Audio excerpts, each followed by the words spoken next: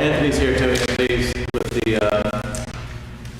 Little League baseball, and we've worked. Susan and I worked, and Chief Briggs worked on the facilities paperwork. And I think you guys looked that over last week. And I think, unless you have questions, I think the only thing was one of the fields was going to be determined how much.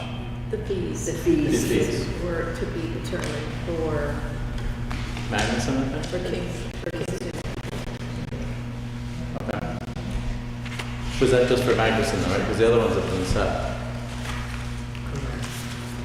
Yeah, I think it was ahead of schedule, so we did discuss it briefly last week. But that was my fault.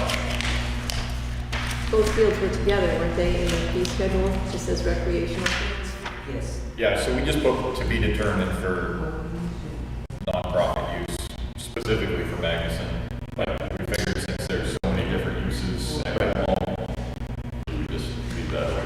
Okay. So how do we determine that? Do we? On a case-by-case basis, I thought.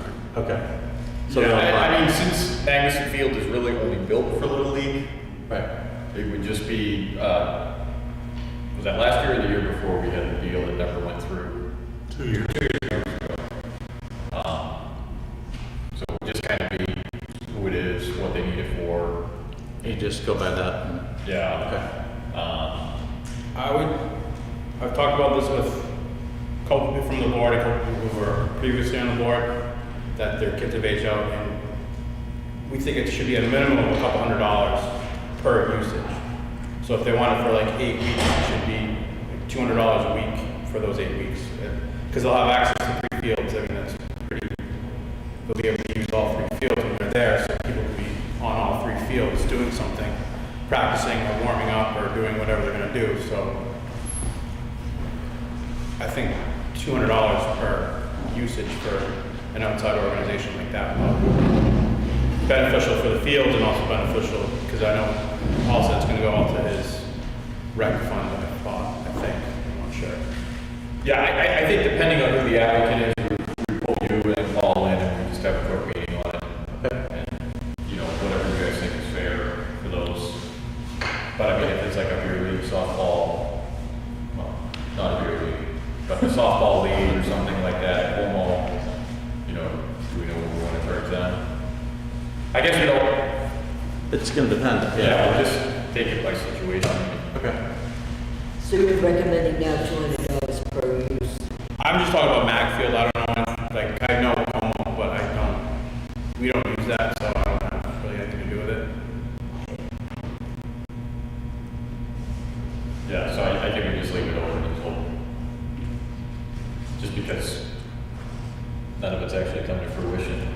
The two deals we made, nobody ended up using it. Yeah. Okay. Are you good with that, Paul? What's up? Are you good with that? Yeah, that's fine. I think the only other thing I'm not sure we ever got it defined was when you had to do the special event license thing, do that extra step of, you know, having the, you know, going to the health department, going to the fire department, going to all those things that, like, what's the determinant that makes it a special event that they have to do that? I thought it was probably number of people and alcohol. Yes. Was my thought. But I think when in doubt, bounce off the Chiefs, yeah, okay. and, you know, they'll know when they see it. Okay. I think alcohol's an automatic trigger Yeah. for a special event. Right. Number of people, number of days, Right. number of people, alcohol. Right. Okay. If it's gonna be a 24-hour day thing, they wanna do an overnight thing, that's gonna have an impact on the general public, those types of things. Yeah. Makes sense to me. Okay. So that'll be case by case, obviously, too. So, okay. I mean, I think that was it on that. Unless, so the thing you were talking about would be a case by case.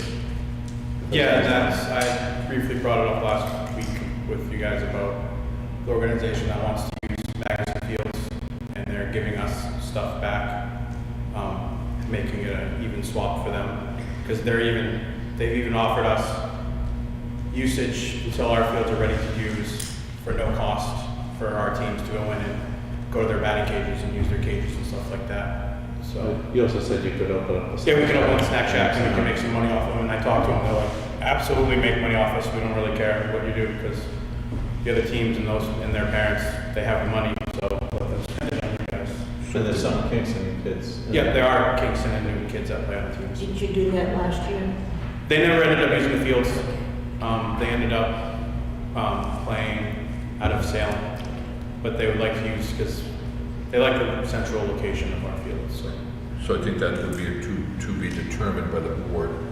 But most importantly, they'd have to do the paperwork because we need the liability. Yep. We need their insurances, we need to know how many people. And then the board can do on a case-by-case basis to be determined. Yeah, and I think if we're getting something in kind, you know, we can horse trade back and forth. Yeah, they did something for us this past weekend too. So I mean, Yeah. they got us Granite Fields for a very deep discounted rate for us, so it benefited us. And then he did, even if we didn't use they didn't use the fields, he would still do it for us, kind of thing. So the guy who runs it, he wants to make sure. He said if we ever need anything equipment-wise, let them know and they'll get it for us. So Great. they're very willing to do that kind of stuff. Good alliance. Yes. Okay. So I'll have them fill out the paperwork and I'll get it over to Paul. We good with that? Yep. Good. Okay. Okay. So I think you're good. I'm good. The second part is the same. No problem. Roger, how are you? So Roger, let's talk about senior checks, getting the group out. You finally got home, Roger. Yes. Like to show everybody my card. You got 3 shots. I have my 10 days after the second shot tomorrow. 2 weeks after my second shot tomorrow.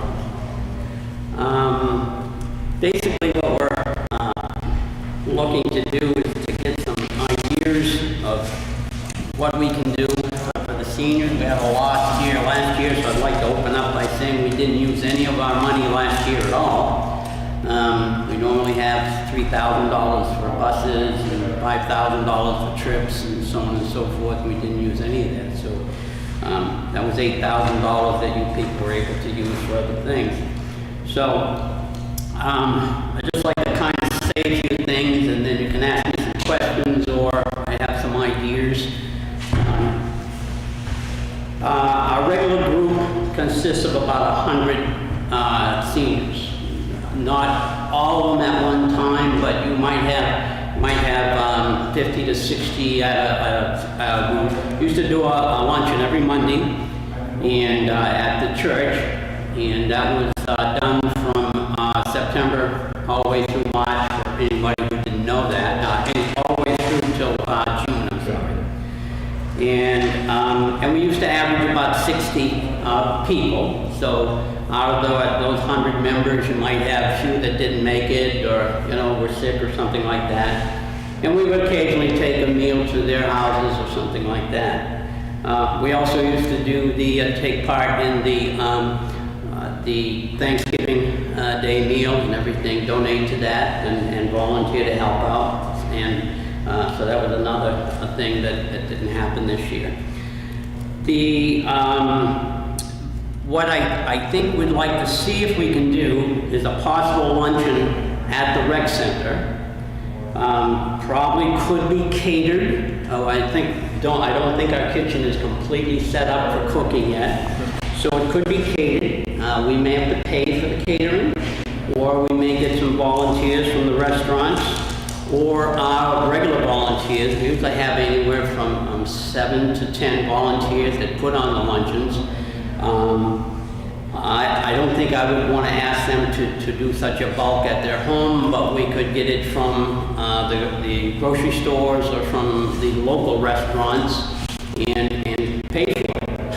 And I think that's the best way to do it. So we'd have to use our funds to pay for that. I think we would probably have to purchase maybe a few of the inexpensive folding tables like this.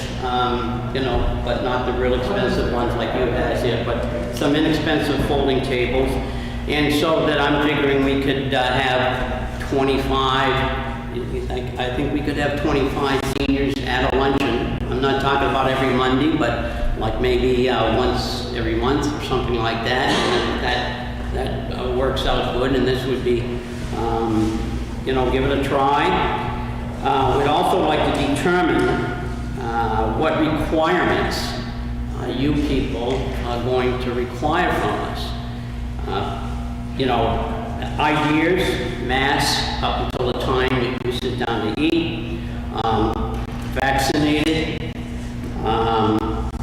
tested negative 2 or 3 days before. Most of the, I think Rite Aid, Walgreens are now doing tests, and we could get tests on those 25 people, which means that 1 month we might have to have 25 people, and the next month, the people who couldn't get in the first time, or the next couple of weeks who couldn't get in that time, would have to be given the first dibs to get in the next time. So that would be a luncheon. And then we used to do senior trips. I used to do at least 4 senior trips every summer. We used to rent a 55 passenger bus. That's $900. And we had a budget for those 4 buses. And I think, I really don't know how the new system works now with the money that's in the... Well, some of it's in the revolving fund, I just figured that wouldn't be bad. Some of it's in the revolving fund now, so we'd have to kind of figure out how that's gonna work as far as trips go. I've talked to a couple of the venues that we used to go to. One of them is the Spirit of Boston. That ship will sit 500. They're gonna keep it to 50%. They're gonna start booking the middle of April and probably start running that ship in May. That may work, and they may have to wait till June or something like that, but, this is all, we like to get some ideas so we can be first in on some of these trips, because our seniors have some of them haven't been basically out of their houses in 14 months. I just came from Myrtle Beach. I have an uncle and aunt down there, 86 years old. They have 4 boys with 12 grandchildren and haven't seen any of them in 14 months. So that's what seniors are going through right now. I have 70 members in my American Legion group. We've lost 10 of them. And half of those 10 were from, basically not going to the doctor because they should have, and probably psychological aspects and caused the demise. So anyway, we also do the Down East Lobster Bake, which is a big hall. If you took this hall and doubled the size of it, that's how big the hall is. So they'll have tables like this, and they're gonna have like 4 people at a table. So if we did, and I'm thinking with a 55 passenger bus, we could get 25 people on it. Now the bus costs us $900, but I mean, we can't fill the bus because of social distancing, but we could get 25 people, and I'm estimating that would be a husband and wife, and a couple of the seats, and a few of the seats might have to be with, with single people.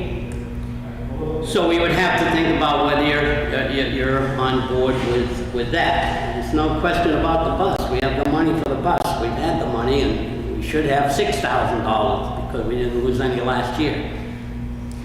It doesn't work that way, though. I know. I've argued with you guys over this for 25 years, right? Hey, your taxes went down, I know.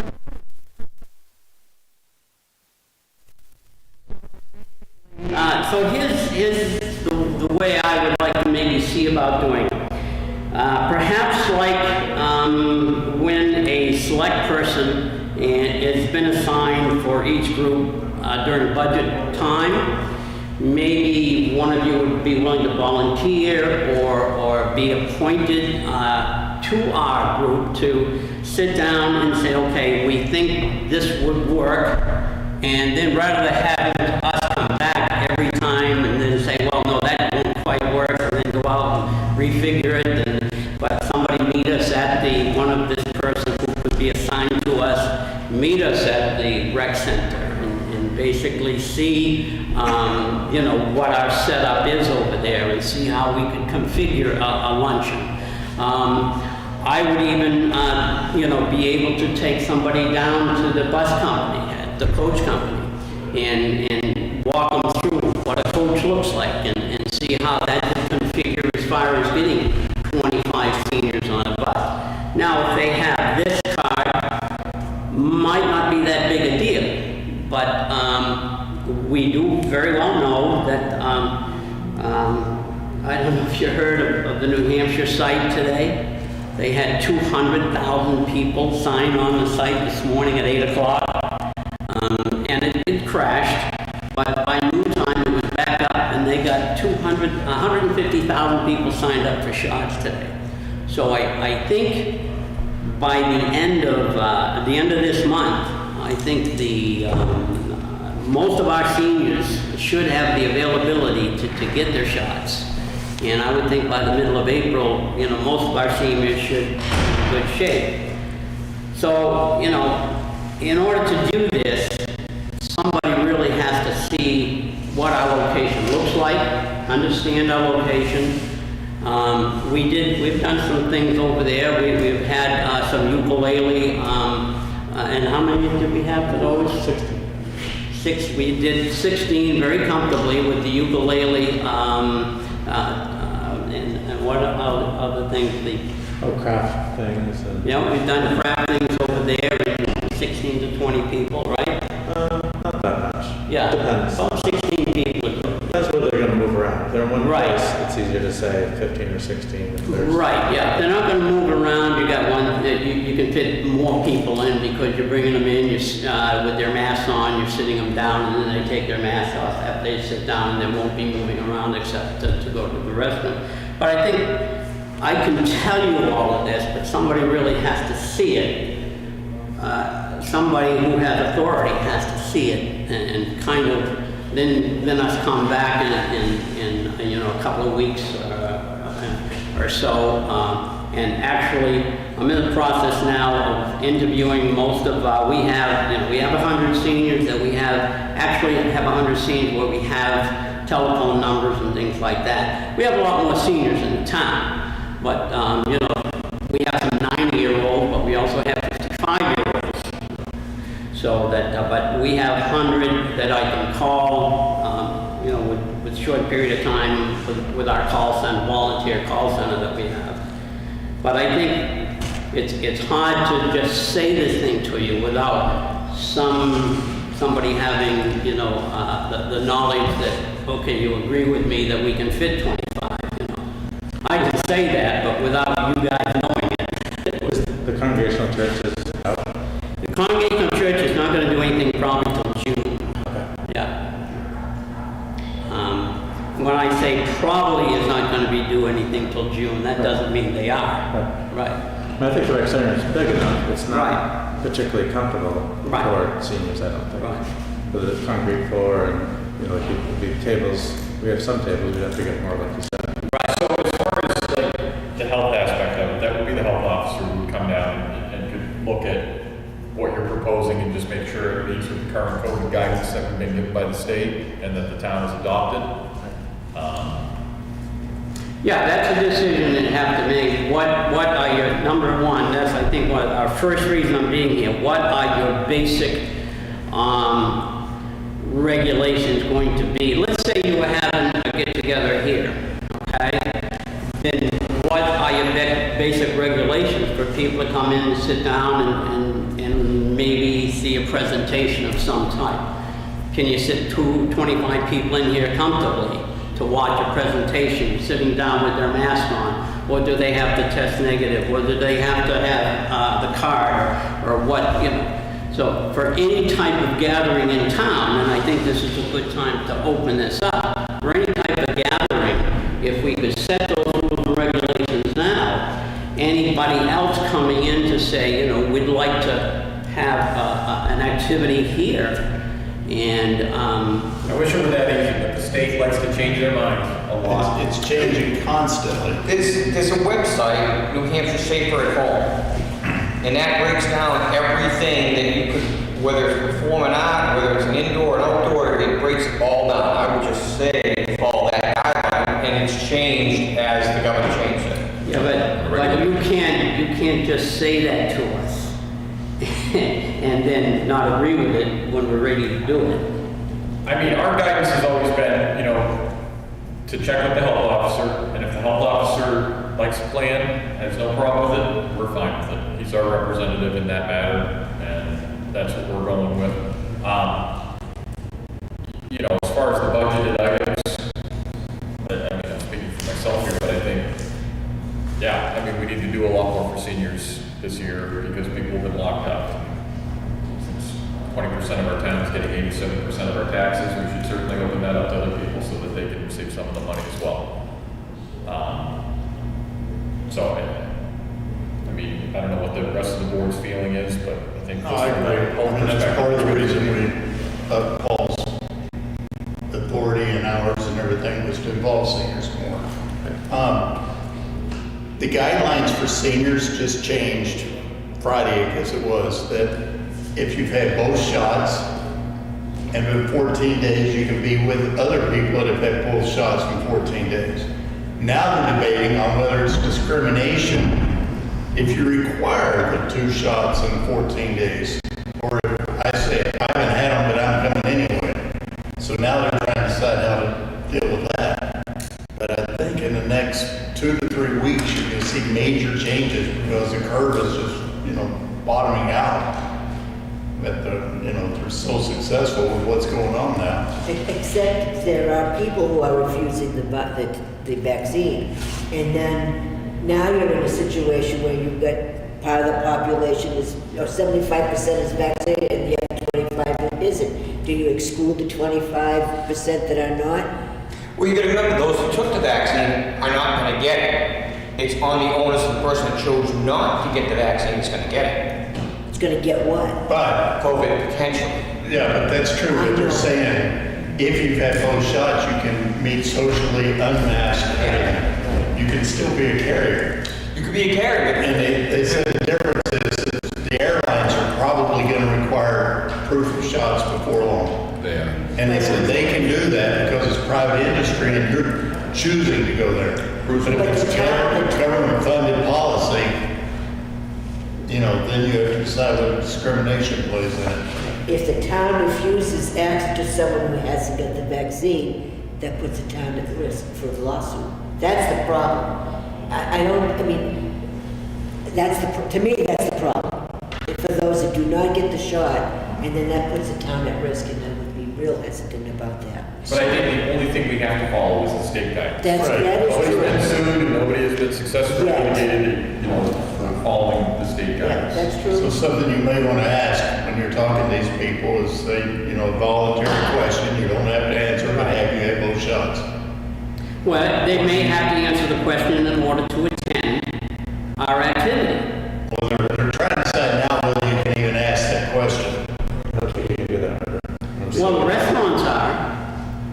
Restaurants are a private facility, we're a Well, that's why we're here, because we're looking at, can we do anything without asking the question? Maybe on the planes under a tent. And what if they say yes? I mean, in other words, Yeah. are you saying no, we can't do it, or yes, we can do it under certain guidelines? And if we, I think whatever the state has put out, and that's been reiterated by council across the board, is if we're following the state's guidance, we're good. And I think that You should always be able to do stuff with guidelines, it's whether or not the guidelines get so ridiculous, it's not worth doing. right. Which looks like they're gonna be better and better, especially over the next couple of weeks. Yeah, I don't think any availability to a bus trip is gonna be before May. So I'm thinking that any senior who has the desire to get these shots will have their shots by May 1st. Now, like you say, there's gonna be a few who, are afraid. It's not because they don't want them, they're afraid to get them. 80 years old, I have a 28-year-old granddaughter, her second Madeira shot, and she had terrible 3-day reaction to it. Terrible 3-day reaction. She's a short kid, 5 feet tall, only 100 pounds, but a lot of our seniors are getting down to that weight situation. So I think, so basically, to start with, right now you're saying if we follow the state guidelines, I would plan for that guidance as of today, and then the way things are trending is that it's probably going to be more in the May timeframe. Right. But I think if we plan for those numbers, at 25, with the bus's capacity is 25, that's a good place to start. Yeah. And then we can adjust as necessary. But I think, I would think a scenario, even if someone is unvaccinated, they can put their mask on and ride on a bus. yeah, I wear it all the time, and I've had, I'm completely vaccinated at this point, but I still wear my mask, only, to be polite to others. That's basically, the reason I wear it. I don't feel as though I have to, but to be polite to others, I will continue to wear it. And I think the polite thing is to wear them until you sit down, like I did, and then take it off, and when I get up and walk off, I'll put it back on. But we could say to them, just to be clear, we can't talk about the vaccination, but we could say that in order to go on this trip or attend this activity, you need to follow the New Hampshire state rules, correct? Got it. And if they choose not to, then we're saying, then you can't come. So Is if that the fair? New Hampshire's setting the rules, then we should be able to ask those questions, right? Yeah. Yes. Ask which question? I mean, just based on voting. In other words, People did not wear masks, this is the and we gave rule. them a place to vote. Right. We still provided for them. But I think in this, this isn't a constitutional right to go on a senior trip to a lobster picnic. Yeah. So if you don't want to wear a mask, you don't get to go to a lobster picnic. Right, because that's just our state requirement. But we can't ask about the vaccination, whether they're vaccinated. That can't be part of it. Yeah, probably not. If they want to volunteer that information, here's a questionnaire of whatever information you want to volunteer. Now, You're pretty good at getting information out of people. I think when you go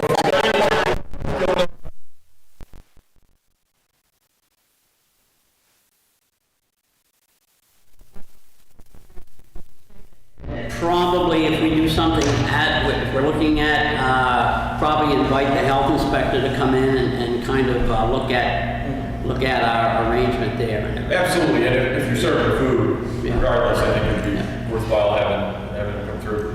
I think the other thing is, the weather's been great, it looks like it's gonna be great for the foreseeable future, there could be outside seating at the rec center as well, if people are Right. interested in that. So Yeah. if someone didn't want to wear a mask, they could sit outside, and, Yeah. work around that, where it's something where it's tight confines in a bus. I mean, you can see next door at the, at the clam stand, how successful their activities were this summer, and they're right next door to us, so that, And maybe they're closed on Mondays and you could use their kitchen, just saying.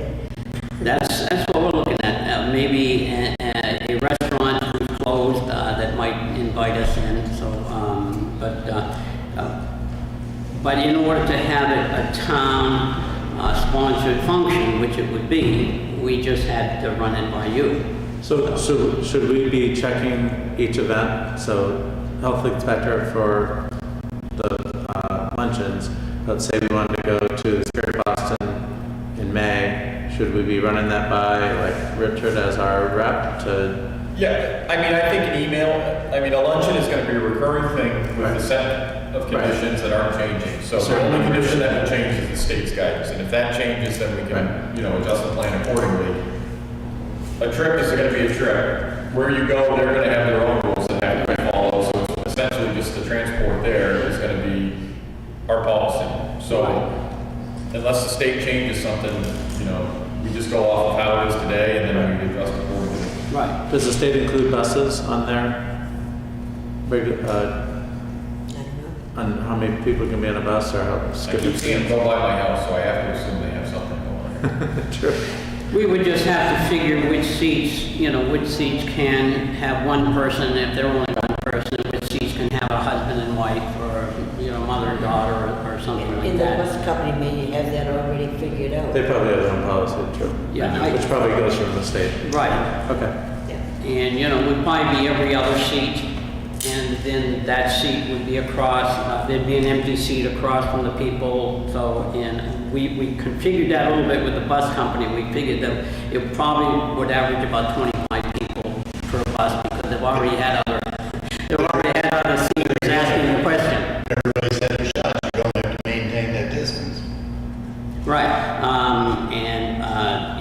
like I said, the other seniors have been asking the same question, and that's pretty much how they're going to set it up. And that, two people from the same family can sit in one seat. If there's an individual coming alone, they've got to sit alone, and every other seat will be unoccupied and will be across from a seat that somebody's sitting at.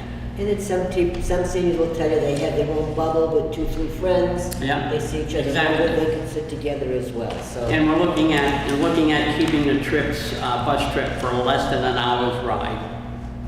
So, whether or not that would mean anything or not, okay, nobody coughing in this bus today.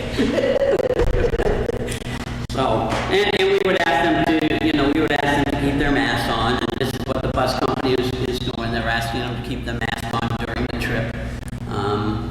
So, the bus companies have pretty much got it down, because they lost a lot of business last year too. So they want to get running. The cruise ships want to get running. All the venues want to get moving. So they're adjusting their.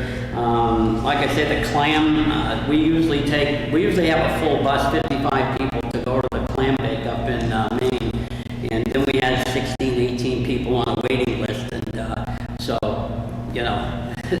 they were done. So everybody's looking at following the rules, and I think the state has set the rules, but I think that a town group just has to give us the permission to move forward and see if we can do it according to the state regulations. Yep, and I think, those are all officers, that's. So I guess what we're saying is, do we have your permission, I guess, or acceptance to kind of move forward and see what we can book, and maybe get the health inspector in and have him agree with what we want to do, the setup. Someone want to make a motion?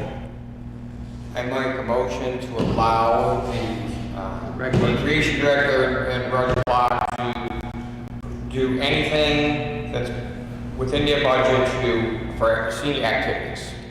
That meet state COVID requirements. Meet state guidelines. Second. Okay, motion second, further discussion. Hearing none, roll call vote, please. Alessio? Yes. Briggs? Yes. Coombs? Yes. St. James? Yes. And Wilson. Yes. It's official. Great, thank you very much. Thank you. Thank you, gentlemen. Have a good night. Up next, we have the Kingston Days Committee.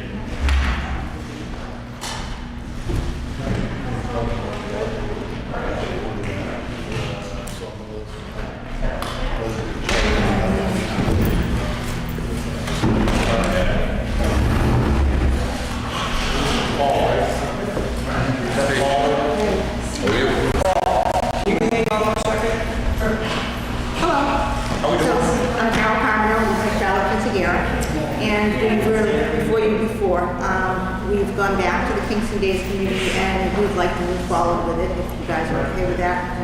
Per the COVID guidelines, whatever they are, we figure by the time August rolls You around. guys back there, hello? We can hear you, please. Thank you.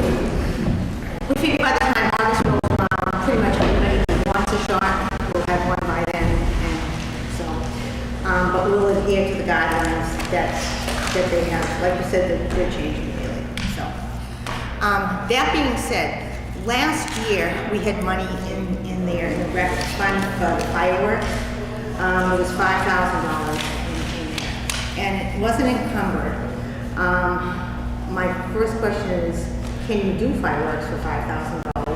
And two, is there any way, if we wanted fireworks, is there any money for us? There is no money. There is no money. But you want to check with this man. He thought he could get them donated. When budget season came around, Hang on, though, wasn't there a line item in Kingston Days for fireworks? Last year, I think it was. But it's in the rec budget, and that's, I don't understand. it got pulled out. I asked Yes. 3 times to this board, and the board said no. Not everybody on the board. Correct. There's only 2 people that said yes to it. Everyone else said no, and then this man said he could probably get it donated, but there was no money anywhere short of spending Kingston Day funds. We they said. can attempt to get. Well, I thought you were bring down the road, they got those super signs. Just to be fair to you guys, I mean, we really, probably up until 6 weeks ago, we didn't really think we were gonna go forward with it this year. But things have really changed, you know. If we had thought we were gonna go forward, we would have been here earlier. So where does that leave us for fireworks? I'll do some asking. Well, Our chief has to work magic. Yeah. I mean, you guys still, I mean, you're already running out of your budget, or, No. No. No. I mean, just because it's not a separate line item, I think we did keep the funding for the full Kingston Days.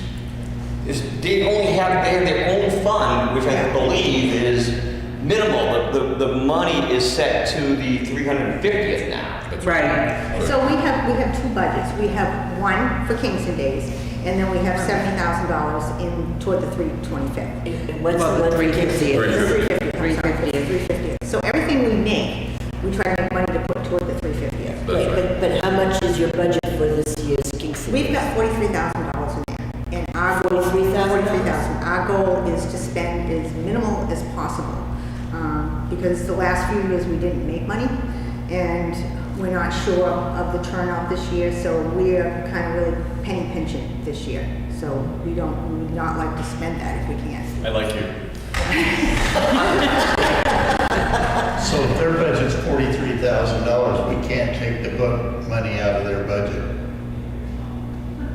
No, there was a separate line item for fireworks, so there's $5,000. But if they have $43,000 in their budget, and we're talking about taking $36,000 out roughly. And that they don't know about? Huh? That they don't know about? The Kingston Days Committee doesn't know? No, Kingston Day volunteered money last year, but now it's a little different situation if that's all their budget is. So it may have come from someplace else. I mean, they've already paid back more money than they borrowed the first time. Okay. But the publication is coming up, the down payment immediately, and then the balance, which is about $36,000 for the two. So you can't take $36,000, $43,000 and have much of a Kingston Days. So this is, I called you because that was the first time I heard of it, but people before us had, promised that budget, we were fine with that. But we have a tent deposit that we're gonna have to come up with this week. How much is that? Well, depending on the cost, probably at least $5,000. So, and we might have to porta potties and, We have a problem. Well, I don't know that it's a problem, we just have to take it from a different spot and pay it back. It's going back in. Yeah. Could you take it from this? Can't it doesn't work that way. Doesn't work that way. You have to appropriate it and then, Yeah, you can't. Not the budget, not. So what is our timeline on the book? Into May, you still looking into May Yeah. to have the book. We've sold 140 so far already. plus sponsorships. That's been appropriated, so you can't. well, I guess if you sold 140, I mean, you gotta use that money. That's what you have to do. They have to pay in advance. Wait, let's take one thing at a time. Let's get back to the Kingston Days first. So are we doing 3 days or 1 or? okay, so that's kind of dependent on you and the fireworks. Normally, we do the fireworks on Friday night. It's my understanding that at some point, we used to do them on Saturday, and the Kingston Days Committee would like to do them on Saturday this year. That was weather dependent. Weather Right. dependent. We would like to go that route, and we would like to see how you feel, but it's dependent on whether we can even come up with Because enough. generally, we did them on a Friday night, but if it rained, you kicked them to a Saturday. Right, So if you waited till Saturday night, and it rained Saturday night, you'd have to get it to Sunday. Sunday night. Yeah, that's still okay. And you get people complaining they gotta go to work the next day and so on and so forth. So it's just something to take into consideration. I'll just suck it up. Well, I guess it's kind of dependent on you, dependent, you know. And we also wanted to talk to see if one of you would be willing to come on Kingston Days. So we kind of have somebody, Actually, last year, we said we were gonna appoint a liaison to Kingston Days, which we didn't do last week, but, back to the days, I would like to see Friday night and Saturday, because Friday night's only a 4-hour spell or whatever that yeah, typically start at 5 and end at 9 or 10. yeah, So it's not a major expense to have it Friday night. Everybody's gonna set up anyway Friday for Saturday. right. So you're not gonna have a lot more expense there. It's Sunday that always seems to drop off and not have many people there. It's slow. I think one of the things, thinking about having it on Saturday night was, Saturday night is slow, and we thought maybe it would bring more people in for the Sundays. And Maybe you ended earlier. Well, it depends on what, usually as a musical group, but depending on the group, if it's, you know, the teenagers, you can have a whole different crowd than rock and roll, for example. Well, I think the first thing we can do this evening, and it's not gonna happen right this minute, but it will happen this evening, is we'll appoint a liaison to the Kingston Days Committee. And someone's gonna have to dig into the budget and find out exactly what we have. So we have talked to Cindy, and she Okay. said we have 43,000 in there as of today. I guess I don't know how much Okay, is that's available for use for to this spend, but year's if it's being moved out. My main concern is because of the COVID, the tent situation, there's not a lot of tents out there. And so we've got a couple of different prices, but we're gonna have to lock those down this week or we won't have tents. So, How much is an annual budget for Kingston Day? What is the annual budget for Kingston Days? Not the big anniversary one. I don't know, to be honest You with you. don't have a budget, you don't have a budget for this year's events? Oh, well, we've got 43,000 in there. Actually, the three of us are But sitting but down. that's not a budget, that's, Oh, that's it's not a fun. budget, no. Budget. We looked at a draft budget, and it was probably about 35,000. Okay, that's Again, we're gonna try to bring that down. We're gonna sit Wednesday night, three of us and the two of us and a treasurer, and just kind of knock through those figures, see what made money, see what didn't, and go from there. What I would suggest, I know it was mentioned to me and Phil on election day, we were looking to do the cow patio.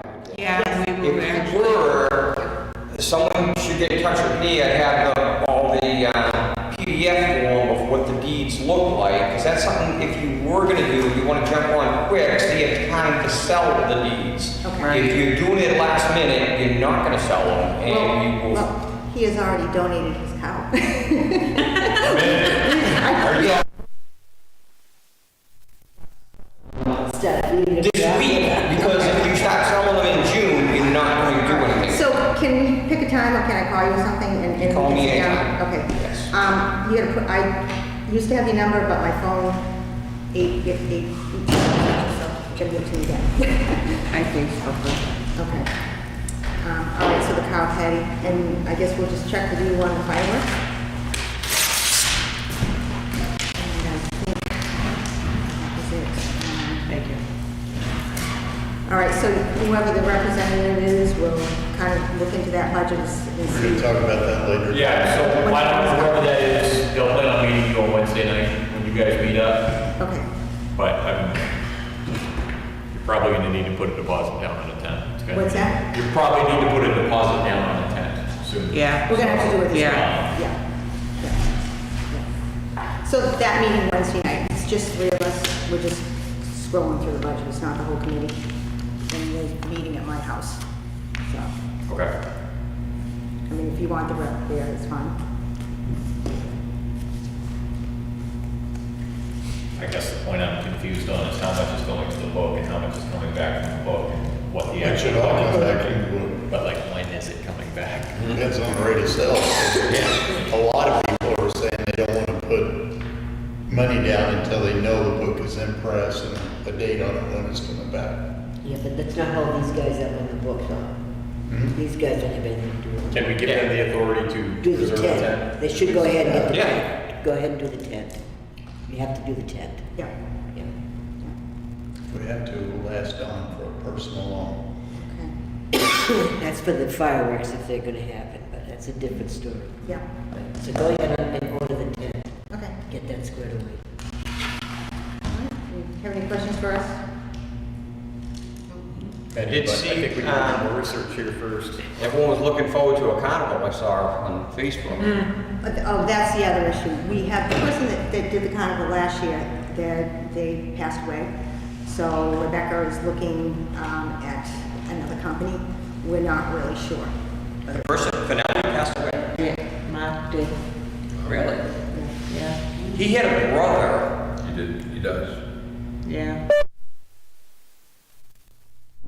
No, they Just work, not- they work hand in hand. Right, Well, they split up because for the beer fest, we had the brother did it. He was smaller scale. I just wonder if he took over for. They probably did because they share equipment. I don't think they're available this year. there's a lot they gotta do with COVID. So we'll let you know about carnival. I'm not sure. Yeah, I mean, as far as booking bands, I don't think you need money for that.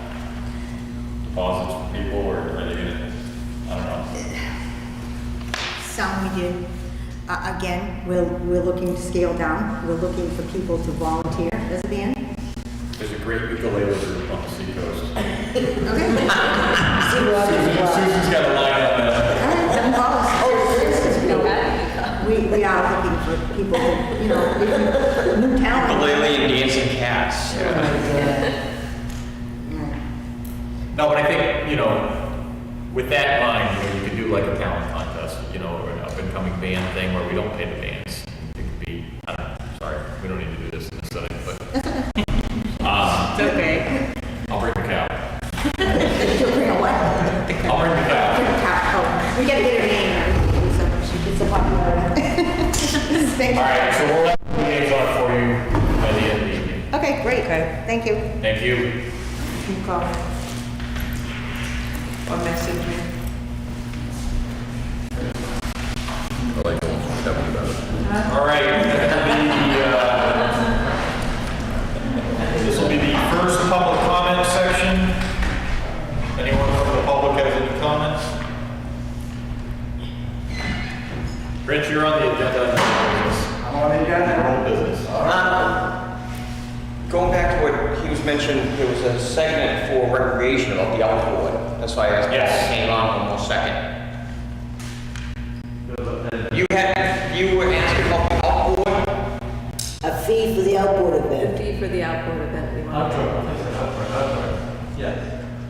Yeah, we didn't talk about that, right? No, good. Did you want to talk about that? The fee for like 9% and. No. No, outboard, the outboard event down by Kingston, Greenwood Pond. Okay, outboard, sorry. Okay, yeah. Right, come up here. Yes. Maybe I can hear. So, so there's that's all, they started bringing in their paperwork, and I don't know that we ever have charged for using the pond, basically is what they're doing. Yeah, It's just, We never did before. it's one of those things that just came up, that if we started really looking at fee schedules and said, do we have to look at that? The other side of it's a bar association, typically sells fundraising. who makes money. That was the other thing, and I think they donate to. Yeah. Donate to the. Yeah, so I don't think I want to charge them because they got to buy a detail and all the other stuff. You wouldn't charge for the use of the pond, you only have charge for the use of the beach. Right. We don't regulate the pond. Right. So it would be only the beach and the parcel of the town. owns. To the right is the children's center. Rich has got a comment. So if you want to talk to your Ellen, when she does her food kitchen stuff, I believe there's been a around $4,000 donation to the town of Kingston for the last 4 or 5 years. And you're right, Rich, the fire department did do did sell hot dogs and hamburgers, but now it's the children's center that actually does that, and they use that as part of their fundraiser. The fire department doesn't put on at all. Yeah, I think the goal of this fee schedule is just for new events, something like that is kind of long-standing event. We're not trying to reach anybody's pocket. Okay. That makes sense. Everybody good with that? Yep. Yep. Okay. Thank you all. Have a good night. Thank you. Beautiful. Yeah, Rebecca, Anybody got anything with public comment?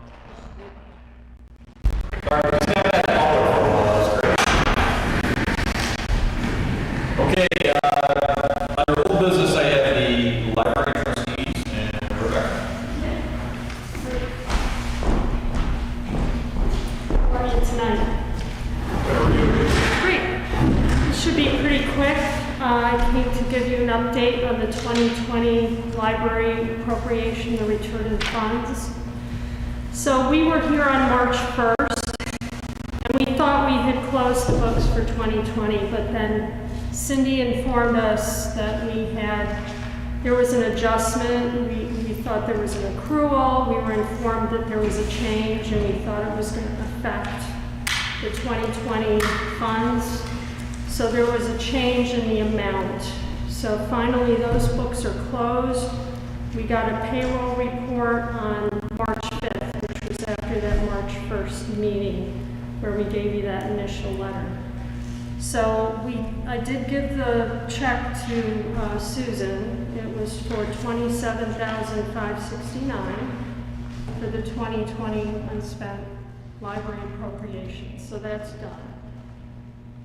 The other thing is, I wanted to give you an update that the library appropriation for 2021, we got the 2 quarterly payments on March, I believe it was the 18th, 17th, and we've written the 2 checks for the library payroll for January and February. So that's the update on that. I hope that's helpful to you.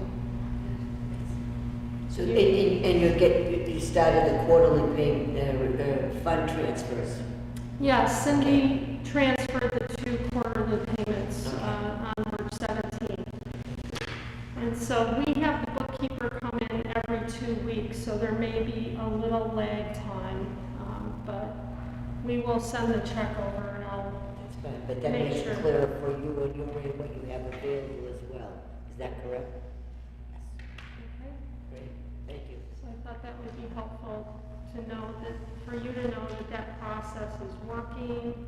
We're getting the checks back to you, I'll give them to Susan, and, So what is the final number? 26,171.51 or 27,500? it's $27,569 is the 2020 unspent library appropriation, and the $26,000 was the January and February And payroll. then plus another 26,000 for unexpended payroll funds.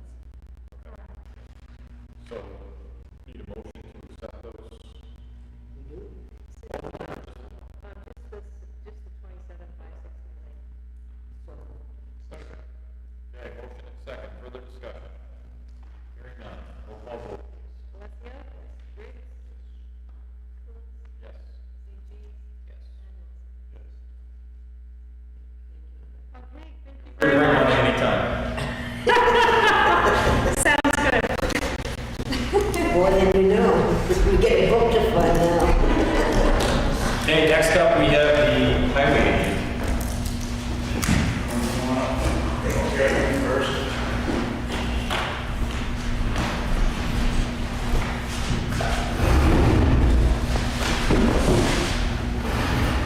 So, Bob B, Tucker Road, you know, the big bunch of land up there, we're using to do the rent there. He's made a request of me to support, which I am here to do, changing the classification of Tucker Road from a Class 6 road to a Class 5 road, town maintained. He can go into what his plans are. Years ago, class 6. Because we don't want to see a lot of development on dirt road. Quite honestly, it's been maintained as a class 5 road long before I was road agent. So probably at least 40, 45, I'm going to guess 40 years. So that'd be at 35, 34. Difference between class 5 and class 6 road, for those folks that don't know, class 6 is supposed to be not maintained. I'm not supposed to spend any time or money on a class 6 road. Obviously we have, because we've plowed it, we've graded it. So it's been treated for the last 35 to 40 years as a class 5 road. I don't have an issue with it. One of the reasons why we didn't, or the selectmen didn't years ago, was they didn't want to see development on the good road. So they kept it in class 5. Since then, most of the land up there has been bought out. Protective covenants is on conservation easements. When I look at the tax map, there's only about 10 acres. It's 10 acres that would be available right now. And I own those 10. And what I'm thinking of doing is splitting it into 2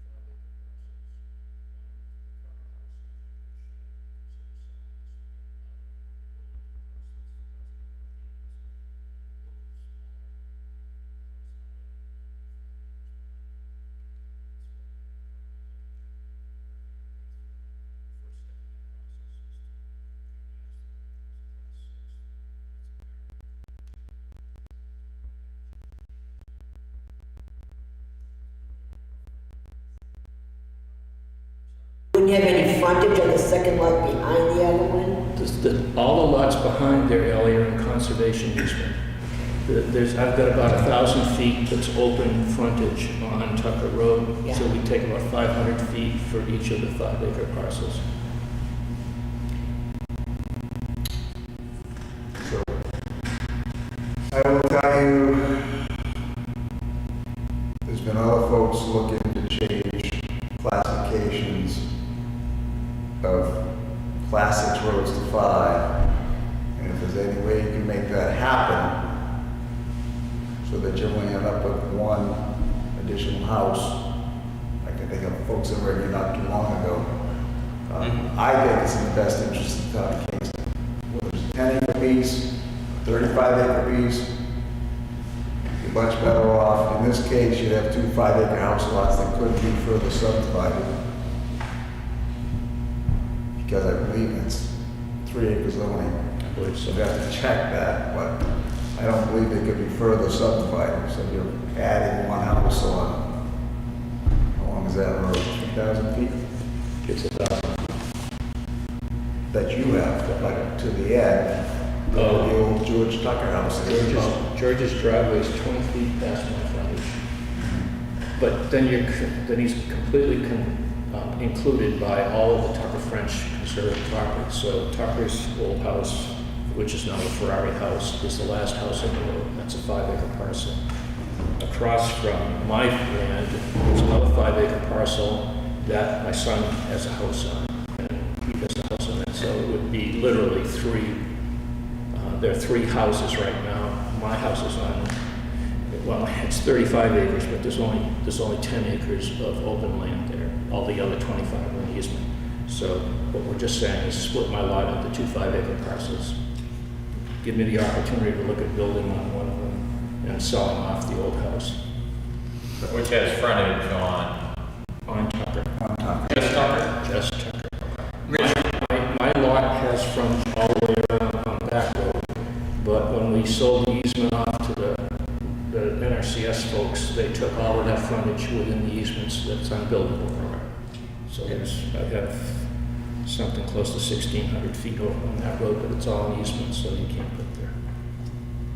Richie, you alluded to it, but wasn't it just Bluebird Lane that someone came before us for the exact same thing?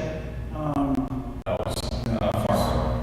Oh, Farm Road, that's right, Farm Road. The difference with that is we don't maintain that road at all. Right, we don't presently maintain that. Yeah, but we maintain, we're not supposed to be, but we are maintaining that. So it's, Then you Yeah, got that's what what else? we're opening another door. at the Yeah. desk. Any other questions? The planning board have to weigh in on this at all? Well, so the classification of road and all that, sure. I'm not even sure you can do it without waiting till town meeting next year. I'm not 100% sure of that. I believe the selectmen have the authority to change from 5 to 6, change classification of roads. Pretty sure of that. It's got to be looked into. If not, it might take a vote at town meeting next year. I know we do. I know you're right about that, but I don't know the order of how we do it. Like, in other words, does it take planning board recognition? Does it Planning board take has, road? no, planning board has Nothing. absolutely You no. gotta have a say. site plan, you gotta have some things on there, you can't just make a decision like that. Well, I think the key thing with the other one that came before us was the width of the road was not conducive to being a class 5 road because we could not maintain it with our equipment. And with the other one, the most recent one, was that we had never maintained. Never been maintained by the town. That being said, we are definitely going to need to check into the process on that. This is the first one I've been a part of. Right. You're not gonna be able to make a decision tonight. I would not expect a decision from the board tonight. This is the first introduction. I think we all have a little bit of homework to do. And, yeah, I mean, but I'll give you my opinion. I don't see it's a big deal. Technically, we're maintaining the road anyways. We're plowing it, sanding it, maintaining the surface during the summer, grading it. Been doing that as long as I've been road agent. And the guys before me did it, so it's not something I started doing on my own. So Earl Carter did it. Wasn't it Earl Carter before you? I was foreman for a year, and then it was Mike Smith for a few years, and then Rick Senna for a few years. But one of those, I talked to Rick Senna and find out exactly when the town started maintaining it. But I'm sure it was a deal made between the Board of Selectmen and Moses Tucker. That'd be my guess. Somewhere around 1980. Okay. Well, let us research what the process will be.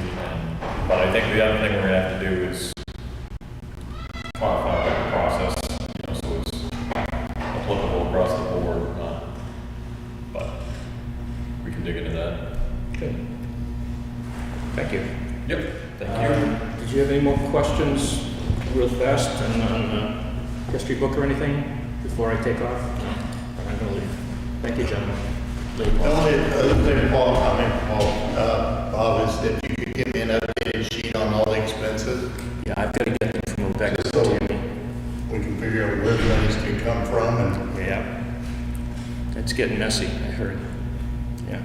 I'll get you an update on where we are. maybe we're at the point we need to run another ad or something, pushing the book a little more to try to make up some money quick. Yeah, we can try that. He said with me. Well, I mean, especially if we go to press, Yeah. it would be easier to say the book's in press, let's, Oh, absolutely. And we're within a week or two of sending the files to the press, which means we're within a week or two of needing the down deposit, the down payment for the Right. printer, which is the 12,000 plus finishing off the last payment to the designer, which is probably another 8. So, I just want to be able to say, sorry, you can't get a book, you didn't buy it in time. Or what you do, maybe you figure out a price and you get a pre-sale price, or, We talked about that at one time. you pay your money up front, this is the price. You pay after, this is the price. Well, the people that bought it 2 years ago are gonna be upset if you do that now. Well, you go up. depends on how you do it. Yeah. Go up. Everything else is more expensive, why not the book? That's true, that is true. Well, the way it is right now, if my estimates are correct, when we sell off all the books, there'll be a positive of almost $11,000 in the town coffers. But it's going to take us a time to get to the last book sale. So, and that's going to be a while before that happens. So, get a cash flow problem in the meantime. Thank you very much. Thanks, Bob. Thanks, Bob. Next.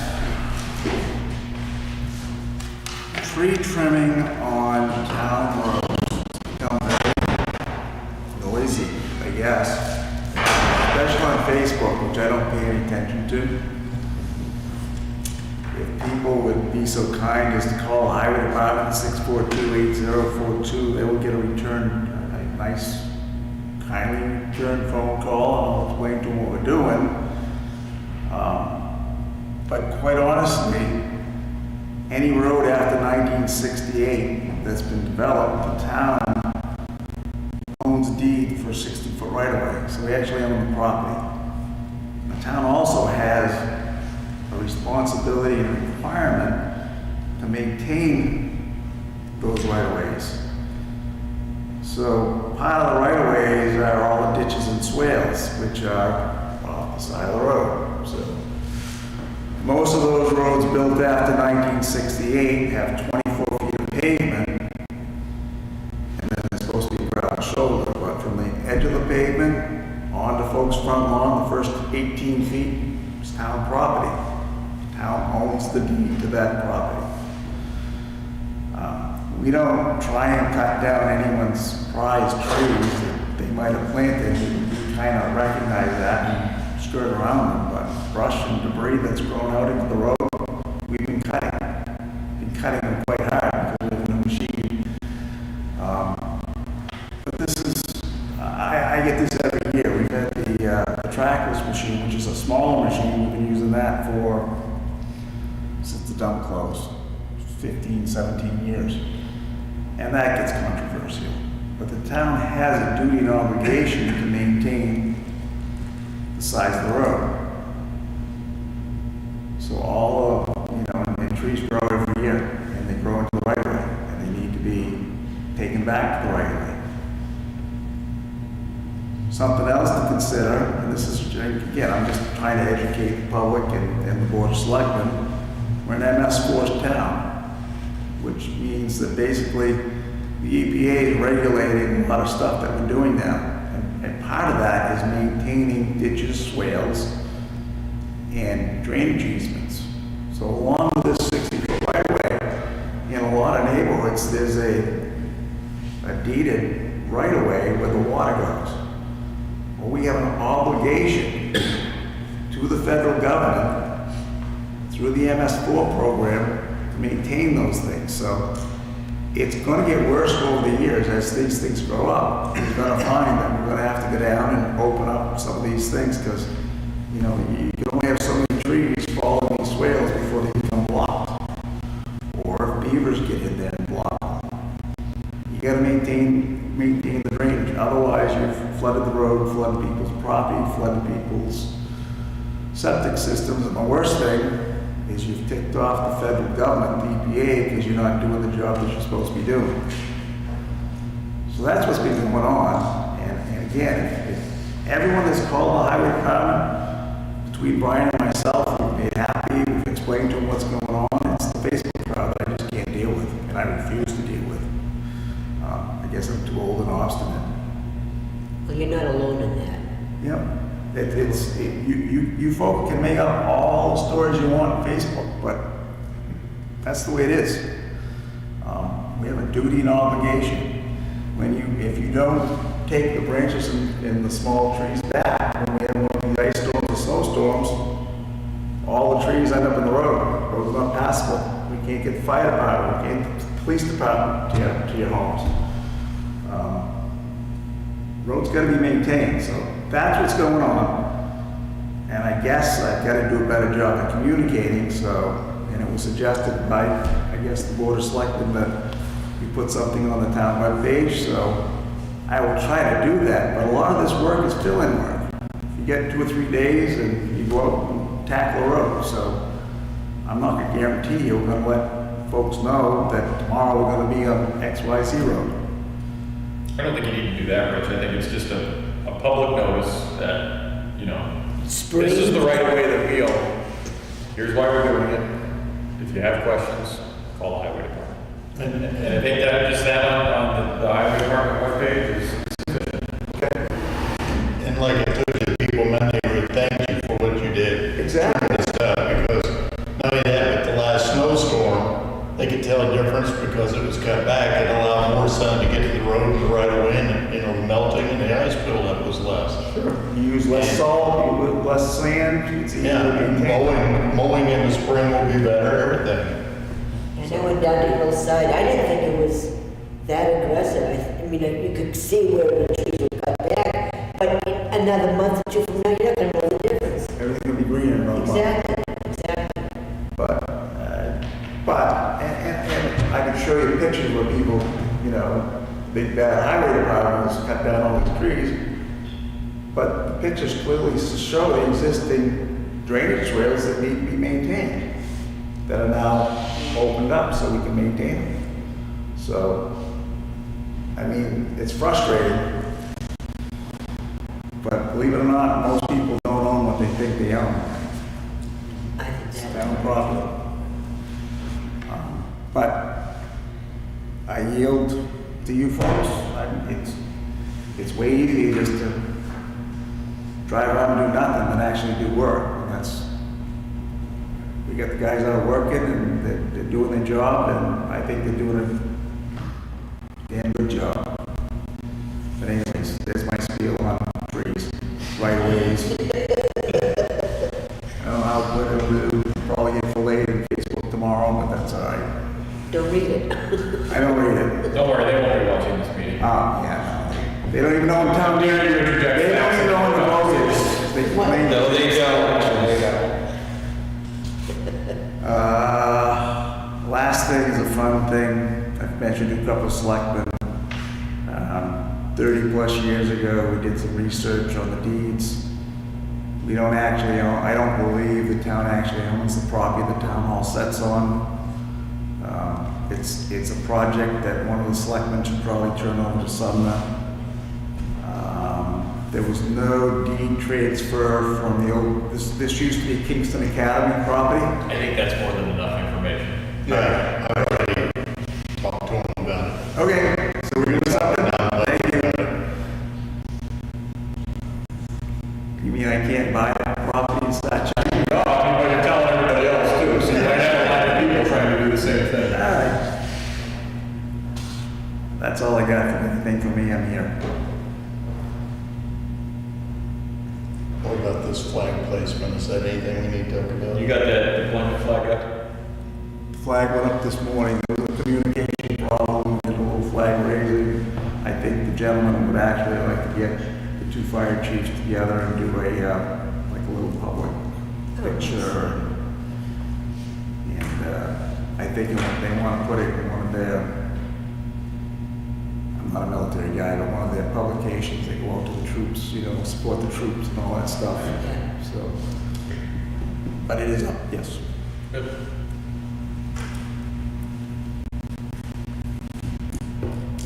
Thank you. Thanks, Rich. Okay, next up we got opening bids for auditing services.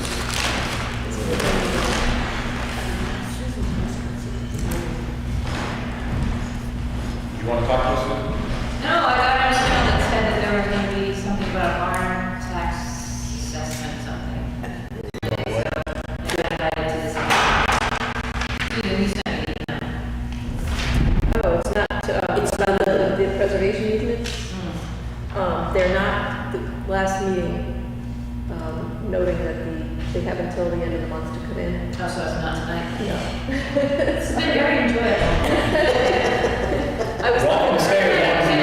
Can I speak on that, just quickly?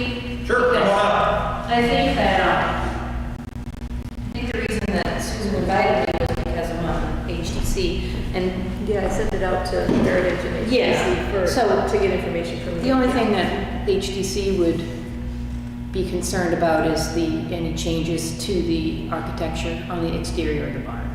So that, we wouldn't have any opinion about a tax abatement, what do you call it? Preservation easement. It would be a tax break. Right. I don't believe that the HDC would have any concern about that. All we would be concerned about is if they're going to change the outside of the barn, the look of it. And then if they did, they'd have to come before the HDC for an evaluation. What do you call it? What do you call it, Ellie? When they come, I forget.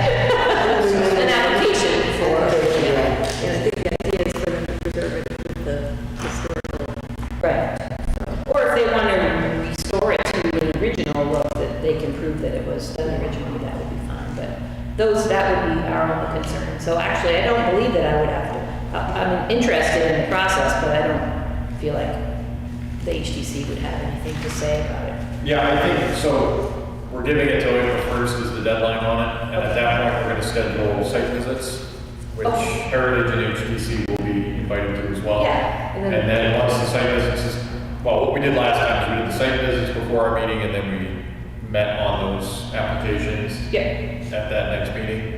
And that worked out last time. Sure. For the most part. And, and if I'm available, I'll go to a site, because I'm just nosy, I like to see people's faces, but, if I'm not available, I'll just, you know, look on the website or ask one of you guys what you thought of it, so. But that's all I have, not much, but thank you. Thank you. Then sit around with Russell and watch TV all night like we normally do, so. it's much more fun in person. Oh, yeah. Well, I've gone on the Zoom calls with the meetings, and it's really difficult to hear what they're saying. That's what Katie learned. You can thank the voters for turning down the sound improvements in the town hall. All right, thanks, guys. See ya. Thanks. Here.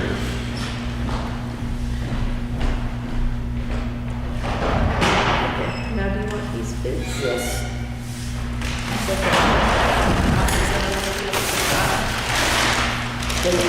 They just the 3 bids, is that what this Three is? different companies, yeah, I think they have copies inside of these. Give it some.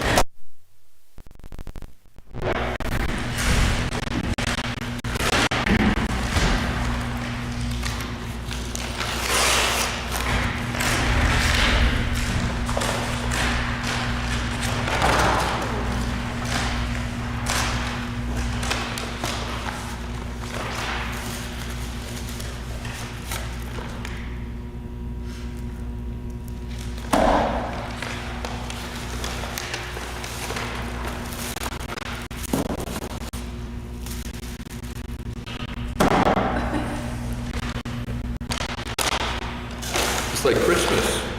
What's the What, Wait a minute. This one's blue. what are they, Don? I'm afraid to open it. Yeah, it's Should lick it first. yeah, right. Don't lick it.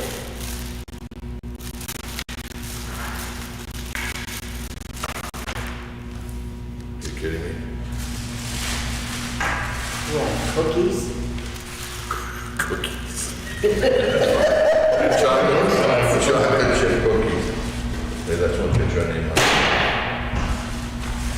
I'll pass.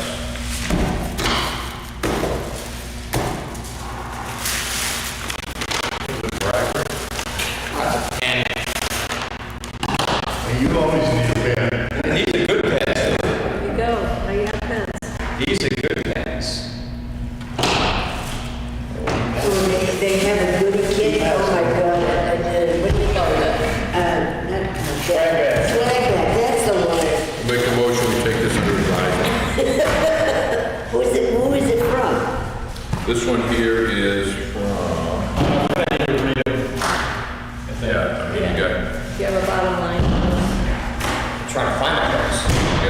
yes, Please. actually. Here's, I think it's one for all of us. I mean, do we have to take it under advisement as a real nice pen? They obviously want our business. Yes, pass it. I'm a fan of baseball hats myself. Or we can chain them all in together. No, that's, This one only gave one. And I can't even seem to find a price. maybe it's free.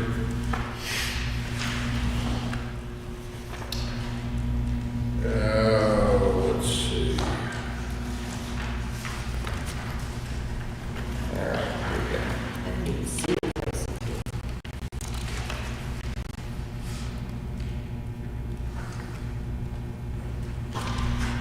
Was it big for 5 years? Susan? I think so, I've got the RFP here. Looks like 3 Or years. 6 years? Or is- this one gave 6 years, 2020, To 2025? 25. I don't know how I This feel one about goes to that. 26. Yeah. This one goes 21 and I 26. don't know how I feel about a 6-year bid. I don't think we can enter into a 6-year. Can't, no more than 3. Yeah. We would be, yeah, I don't know why would we do that one? It looks like it's set up for 3 years with the possibility of extensions in 2024 through 20. Is that what the RFP was, 3 years? Trying to see where it says 3 years, but that's where the box at the bottom is. It gives the option of those extra 3 years if you want to extend it forward.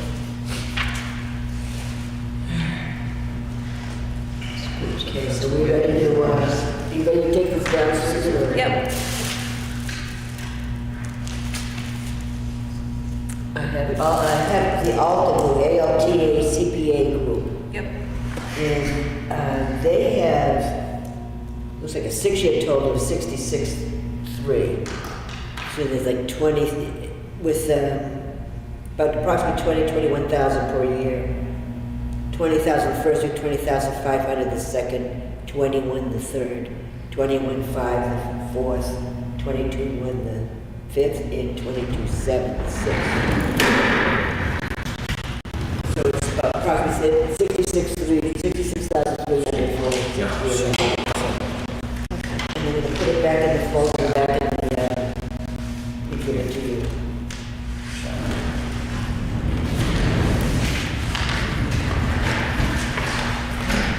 Kevin?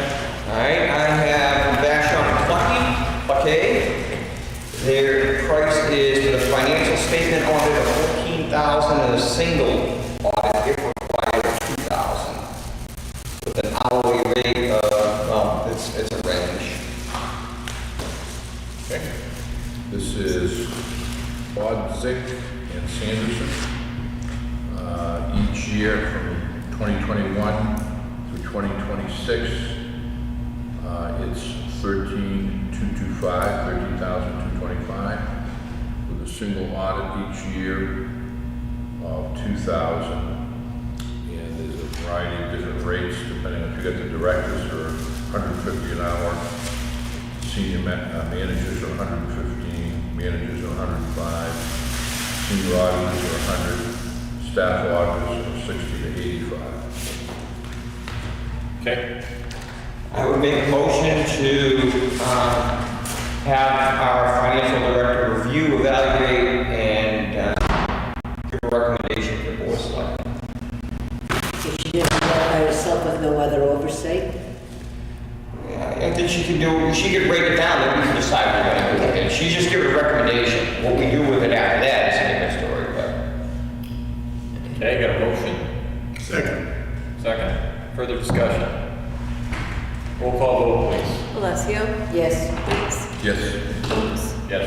St. James? Yes. And Wilson? Yes. Okay. It does say here, 3-year period from January 2020 to December 2022 at the discretion of the Board of Selectmen, the contract may be extended. Next item is the code enforcement officer jobs. I got one description back from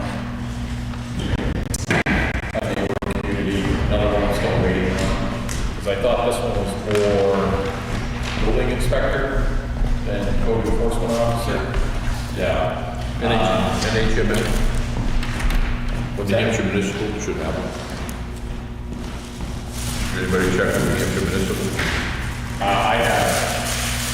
The one I worked with, I pulled off of an ad that was on New Hampshire Municipal, so, they were all looking for different things. If they're looking for a building inspector plus, that's where we ran into. So, but if you found one that's just code enforcement, that would be better.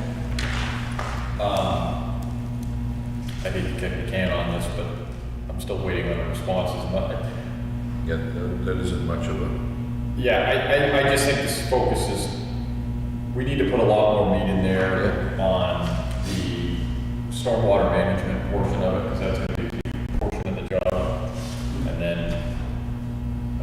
just trying to just trying to get ideas of what other communities are using specifically, so, if it pleases the board, I'd like to table this till next week. Okay, The only thing I was going to ask though on this is, are we going to give the code enforcement the authority to issue the violation notice, or they give a recommendation to selectmen, the selectmen retain that authority? Because this thing says the code enforcement issues it. I think I want them to have Issuing authority, not that much. I think the authority we would give them is an initial letter, because part of this position is education to become compliant. right, so just notifying people of a violation, which we would be CC'd on. Yeah. And then if it becomes a further issue, that would be when the board would get involved and take action. But I think When it's gonna evolve to legal issues. I mean, I know you want to table this, but the other thing, it looks like you're taking the fire codes away from the fire department. First sentence said, enforcement of all buildings, zoning, and fire codes. Oh, I missed that one. Which number was that? Number one. Yeah, I think you might want to. I mean, to me, this should involve, this job's gonna evolve over time. And I don't know if you want to immediately make them supervisor of all the inspectors, because they're gonna have so much to do in the beginning. And that maybe as they develop and take on, develops into more of a job. But in the beginning, it's gonna be very, very. Maybe we want something in it that basically says this position will evolve over time as needed. yeah, and I think That's usually standard anyways, isn't it? This is the first time, it's not like it's an established position. right.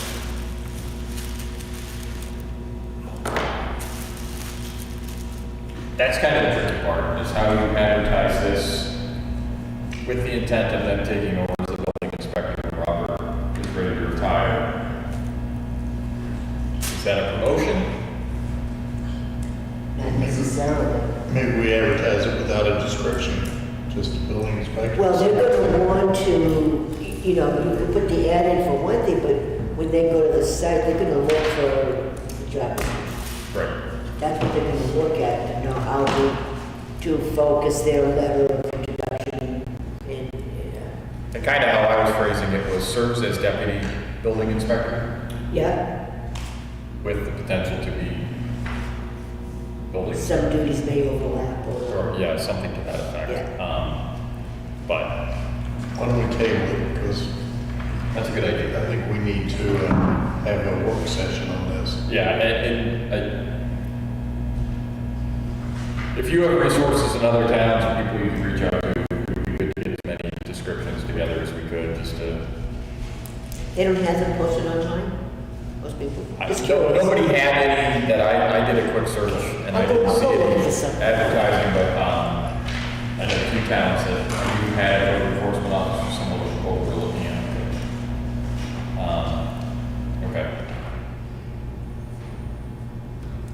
Sale of town-owned land. I did contact Mr. Quintel, and I'll just say, he's a consummate professional. He said before we get in, he was gonna check with Mr. Nichols, because he has a lot of that stuff already surveyed, and although he moved, he might still be interested, and then he said, if not, he would contact Mr. Zilch. He's trying to find the best price he can get for the town to be able to survey and deed. So he's aware of what's happening, okay?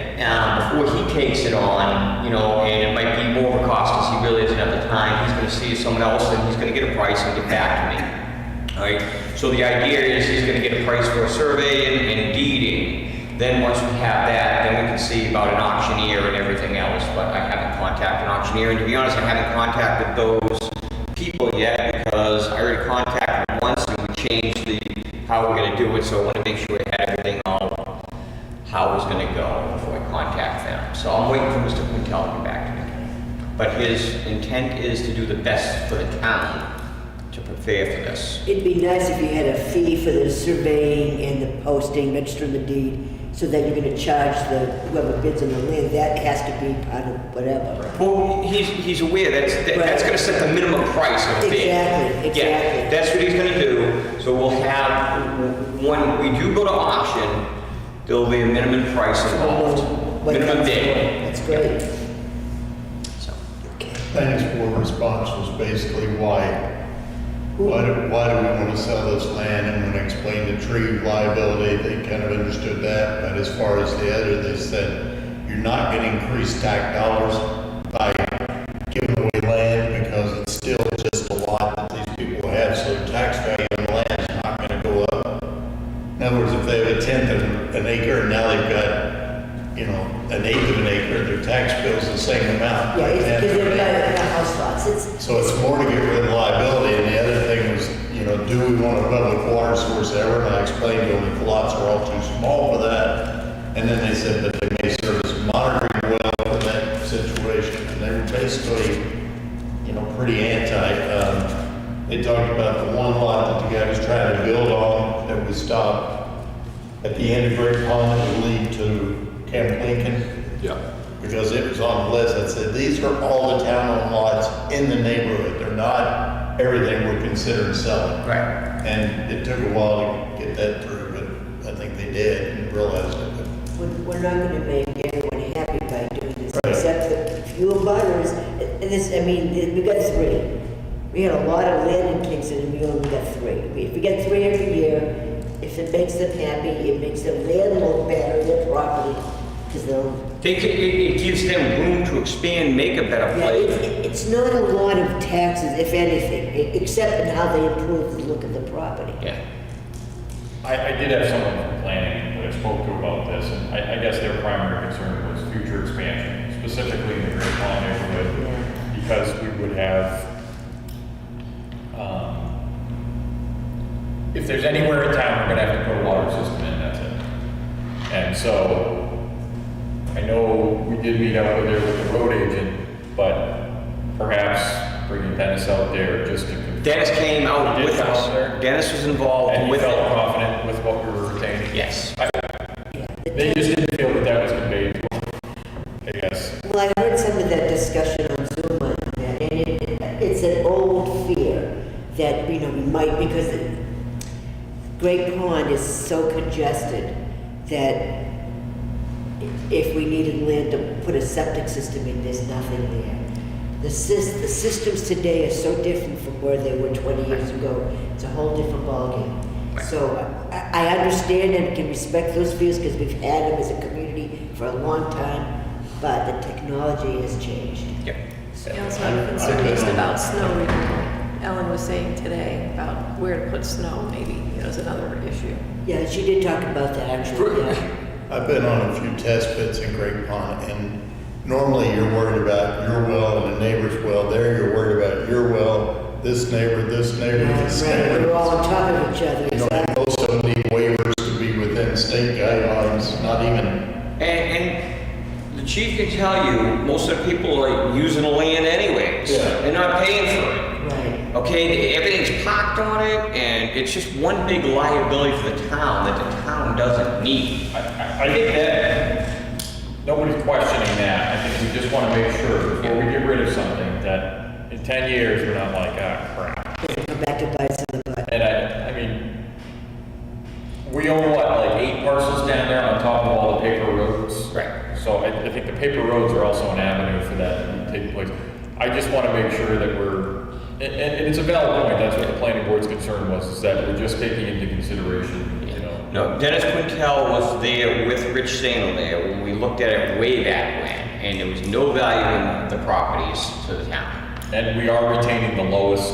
Correct.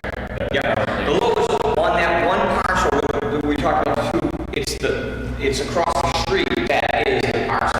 That is the lowest point, and that's what Dennis pointed out, and Rich said the exact same thing. This is what we need. That's it. Right. The rest of it isn't gonna help us. I thought I had copied to you this one email from the assessor, if you want me to clarify the tax, because I asked him, like, for instance, if lot 170 said, once the properties are merged, the assessed value of the purchased lot will be far less, as they will be added to the lot and will no longer be a separate lot. For instance, the addition of the unbuildable lot to the purchaser's property, the one with the wood, would only slightly increase the value by approximately $1,600 for the 0.11 acres. So, I think it's assessed right now at 16. Well, put it this way, 1,600 is a lot better increase in the value than us spending $5,000 to $10,000 to take down trees. Some chasing scumbag loggers who decide they want to take the trees, whatever. Yeah. I have no idea what you're talking about. Well, he's in jail, he can't hear us.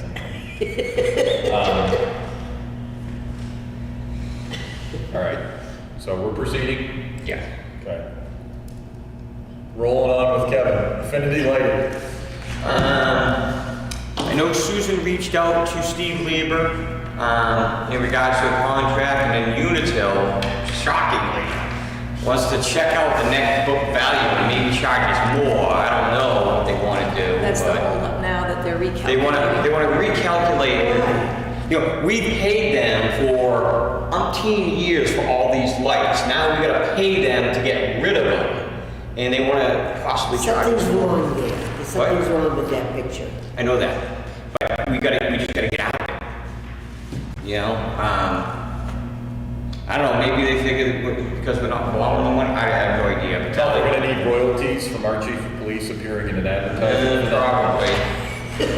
So, I'm assuming Susan's on top of this, we're waiting for Unitil to get us a net book value. Yeah, Cindy's waiting for an answer from Unitil. This is the email that I put in there, is what she's heard so far, telling her they'll need to update the net book value as well as the cost estimate for the mast arm brackets. Once those numbers are finalized, we'll create a new service agreement. She's just hesitant to have to sign the contract. It won't change what we owe to Affinity, but it could change the overall cost, and that was voted on. So that's why she's hesitating. So she wants an answer from I them think it's a first. little bit late for Unitil to be sharpening a pencil again and then come back at us. I would agree with that. Maybe I can make a phone call to Tim Newton. Maybe you should call I'll Tim, make a phone call to Tim Newton. because I don't know what he's thinking. And the rates all went up January 1st, and now Yeah.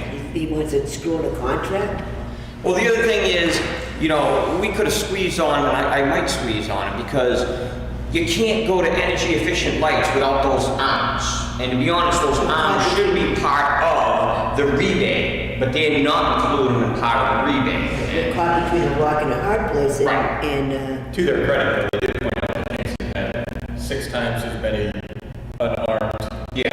lights as it. Well, that's another story, though. We can't. We got a good deal. we know. Those are free, Freedoms come back and bite us. those are yard lights. I would call Don't tell us, Chief. Tim Newton and work on that. We save 50% each. Yeah, it's gonna cost us now, though. All right. New business, just for the board's knowledge,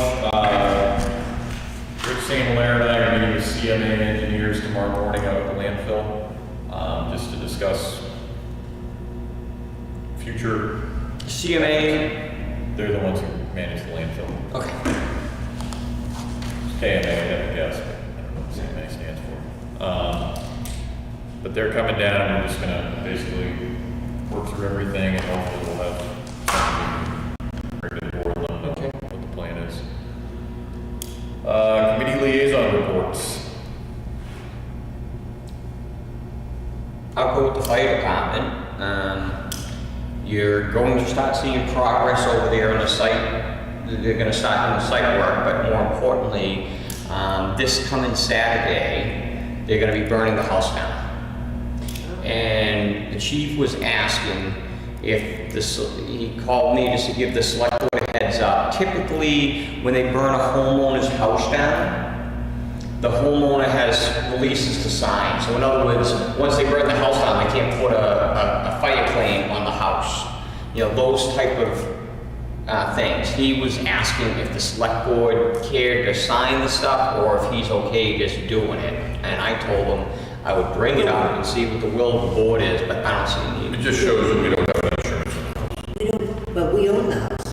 Right. Yeah. Do we have, did someone, I think we did put insurance on it. I think they put like a liability. Liability, so we need to check with our insurance carrier to make sure prior to us burning that house, that they're aware that we're gonna do so. I, Our own Of our own free will? I think we already did that. It's just, put it this way, if they burn it down, we can't call the insurance company and say, hey, my house just burnt down. No kidding. Yeah, so as long as everyone's okay with it. How many squirrels are It's already, yeah. There's 2 beavers there. Yeah. I'm sure there's 2 beavers there. But we want to make sure that the insurance covers us for when we burn it down, if someone gets hurt there, that we're covered for that. Do you want to call him? I mean, well, It would be a lot better training if we went over there and got it out instead of going fire. Keep in mind, when you say how you phrase it with the insurance company, put it this way. If a firefighter gets hurt during training, it's covered under workman's comp. not necessarily. Yes, it is. Why wouldn't it be? It's a training. Why would you? It's a training period, it's a sanctioned event. Well, if there's some liability issue with the property that we should have been aware of, there might be a different You problem. know, you can't even sneeze anymore. I know that. Well, that's what I'm saying, before you know, just be careful what question you ask. But yes, give this thing permission. Now that you said that on camera. So with that, I'll call the insurance. yeah, that's going down this weekend, and you'll see excavators there, they're gonna take down the foundation, start pulling out the stumps, so you're gonna start seeing work over there. So we're not doing the stunts now? No. We don't have a machine that's big enough to pull those out. He did pull some, but the problem is the ones that are small are intertwined with big ones. So, So that's all I have. okay. I don't have anything. Me either. Um, Other than maybe talking about the book or where we're gonna get money. We'll talk about that later. Had an inspectors meeting. Our next meeting, we're gonna be dealing with fees specifically. Tori's got some printouts, so we're gonna be working for the fees line by line. And,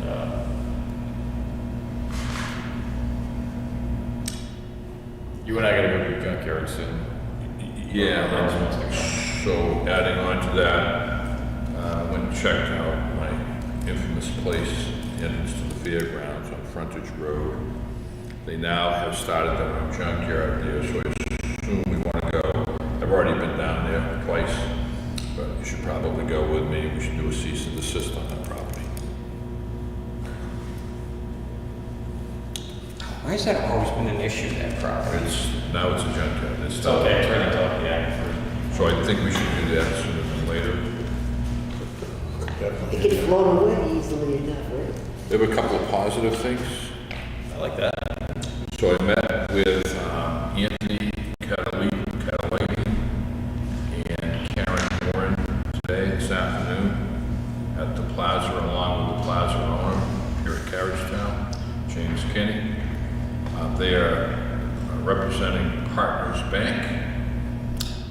They are very interested in our start of the process, look at taking TD Bank over, and putting Partners Bank in there. I've suggested they get on the agenda for next Monday night to come and see the board and discuss them taking over TD Bank, and they would like to hire local people, and there's a number of nice things that they want to do for the community. They give, you know, they help sponsor sports teams and stuff like that. They do a lot of things for the community. I spoke to them for an hour and a half or so up there at Carriagetown, and the owner of the plaza will be coming in as well at 7 p.m. I believe. So they want to get that bank up and running as soon as they can, so we'll have a bank here at Carriagetown. So very nice people, and I think they'll do a good job for the town. Do I need to confirm with any of them that they'll be here at 7, or you already? I've already advised them, they're on the I would send them agenda. an email confirming Susan. Okay, I've got the one. So they'll be in at 7 o'clock next Monday evening. That's good. Excellent, good work. Great, yeah, excellent is right. Let's see, I do have one non-public issue, a personnel issue. Okay. Me too. Okay. Board business, we already revisited the fee schedule for the board event. Department liaison appointments. So everybody should have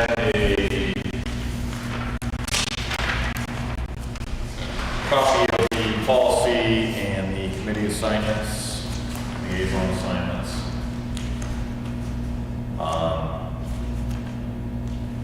We're gonna have to put Kingston Days on here.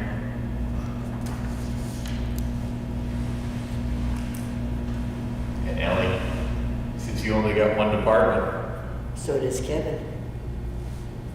no, he's got finance and recreation. I'll take it this year, but I'll never do it again, I'll tell you right now.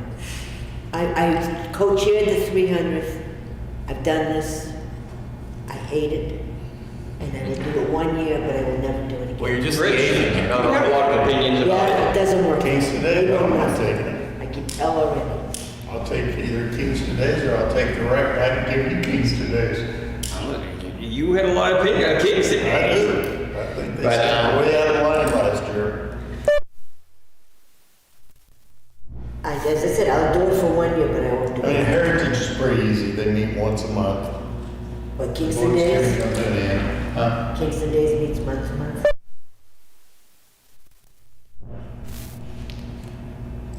Well, yeah, I guess this would be a committee assignment.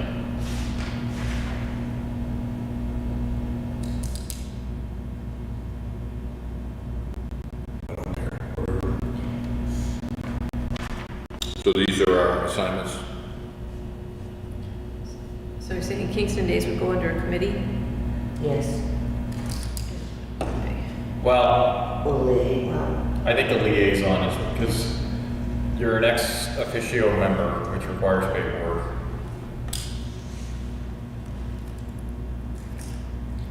like I said, I'll do it this year, that means I won't have to do it for another 5 years, if you all take 1 year.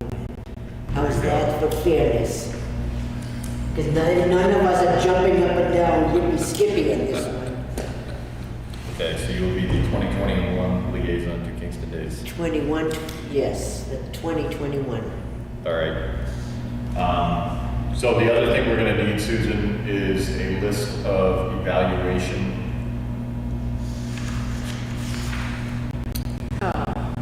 People that need to be evaluated by the select board. So that we can assign that for the upcoming year. So not this year, not the Oh, ones that okay, are okay, right now, I but got you, for the I ones got you. coming up, Yeah. so. Okay, so that's the one where you said that changes every year, so is that correct? I wrote that We down. said that last week, that we would Yes. change it every Is year. everybody still The big okay thing with is it? we changed the department head. I don't know that, which we've done those. I didn't think we did the others. We left it up to the department head to do them. We just, yeah, they do the rest of their staff, but then we review it with them. right? That changed it, doesn't it? Like, I have 2 new people, and you're have fire department, so you No, have. this is for the future. This is Yeah, for evaluation for next year. Next Yeah. year. But based on these, who's doing the same thing? Go on. So, this will work, right? It works fine. I thought he was talking about this year's finishing this year's up. No, not this, that's this upcoming Monday. Okay. But, I don't know why I put this with you. And this coming Monday, we're gonna go over what the department heads have done with their employees, right? Do they know that? Have we told them that? No, I haven't. No, I haven't either. I Is didn't that know the that morning was meeting? next. I wouldn't do it next Real Monday. quick, we may need another week to get that ready. I think so. Have we notified the department heads that we're meeting on Monday? No. No, you didn't notify us we were meeting on Monday, other than Monday night. No, we talked said about that this today. 2 weeks ago. We did, said that, but we didn't notify department heads. I did not know that. I wasn't here and I never got notified. All right, so let's do this. With your existing assignments, of these, your existing assignments, just check with your department heads if they can meet next Monday at 10 a.m. If not, we'll put them at the end. And they can meet next Monday at 10 a.m. or Yeah. 1 a.m., 1 p.m. Next Monday, 10. The 29th. Yeah. I got it under the authority, it's the 29th. So we're meeting with our past assigned people. Yes. Already. So we'll review pay for performance for their people, and, I think that was all we were doing in that one. Just reviewing their people and doing pay for people. So just check with your people, make sure they can make it. If not, we'll adjust accordingly, but. So since you did Susan's evaluation, and I was the liaison before, you doing her thing with? Well, Because I'm the chairman, I still have Susan. Okay. Because That's the right way to go. that's, And then is that my time to bring Tories to you Yes. yes. on Monday at 10? Okay. So can I recommend, like, I'll call Graham and see if he's available on Monday. If he is, I'll have him contact Susan, so Susan can figure out a schedule of who's gonna come at what time. Yeah, we'll do an order and then we'll just give him a 15-minute warning that it's coming. Yeah. So I'll have him contact Susan if he's able to. And then Susan can set a schedule, right? You got that one, Susan? Are you all gonna, so that would be the We're all gonna fire? contact you with the Chief okay. Briggs, would you contact Susan and let her know when you're available so we can schedule yours? I'll be available.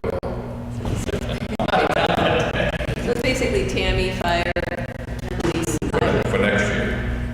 for next Monday, that I'm scheduling for Monday. No, I didn't. So I think what they mean for this year, the people that we already evaluated. So, Surely, that's gonna be a point, because we've already done department heads, we're gonna go over their people as a board. so whoever did Tammy and her people, which would be, Well, Tammy will come in and Talk about her people. talk about her people and what she wants their and performance. assessing is, All of us. That would be Susan. Susan does Tory, that's Tory.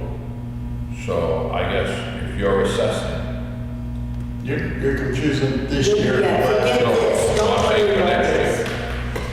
Let's worry about next year in 2 weeks after we get through this year's. Don't go by this one. Yeah, So- as long as it- yeah. What I'm gonna bring up in non-public may,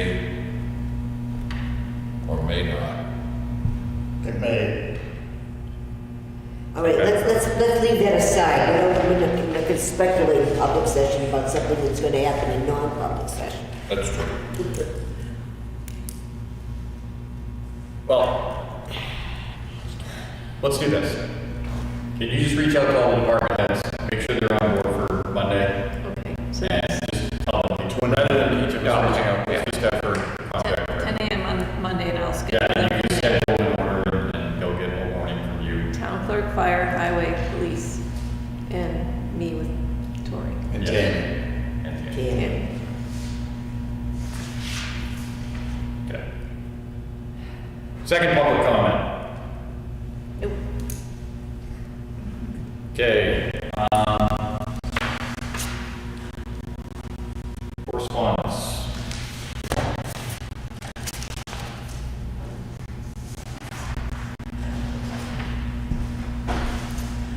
We didn't have a correspondence file this time either, it's all in the orange.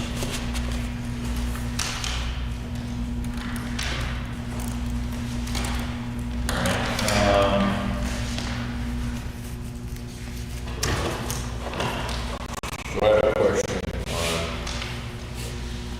on correspondence under, what is map R2, lot 8, what is Tormeo doing that is requesting? He's got another intent to excavate in there. To do what? But is that his Excavate. pit? What's he want to excavate? Well, it shows the acreage or the whatever on there, it's just like the usual intent, it's not gonna tell you exactly. But on the tax map, is that his pit or different location? Yeah, that's his, where he usually puts in for. I think he has to do that yearly. Yeah, he does. Is that for the main pit? Yeah, I mean, I think that's the only one he owns. what we used to do is that they would have to turn in a plan of what they plan on doing over the next year. So who does that go to, the planning board first? Yeah. I mean, unless it's something different, because we always used to laugh, because Connie Magnuson used to give it to us on a paper towel. You know, he would literally draw what he was doing, and, That sounds like Connie. but it's supposed to show any enlargement or any changes, and but he really feels like he doesn't have to, because he's grandfather.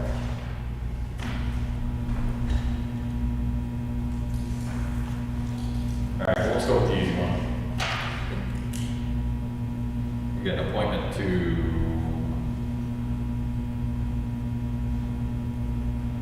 Polly as deputy tax collector. Rich St. Blair is highway agent. As highway agent. How's that? You're not, How do we have one appointment for Rich? Because he's now appointed and he's an employee. I was looking for a swearing-in sheet for him. He's not elected anymore. No. Right, he's No, an the employee. appointments have to be. He's sworn not in. appointed. Right. He is appointed. He's not elected.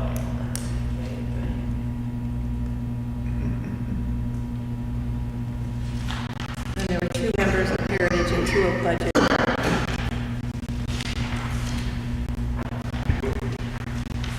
That are replacing people. I think Heritage, they're just re-upping. But if he, isn't the contract supersede the I would have thought so. appointment? Yeah, if he's got, he's a contract employee, he's not elected and he's not appointed, he's He's a contract. hired employee. Yes. The fire chief swears in every year, Well, the fire chief is different. His fire chief is covered on RSAs that has to be, Richard no longer is covered by the RSA's Yeah. except for He's in a- his contract. he's a contract employee.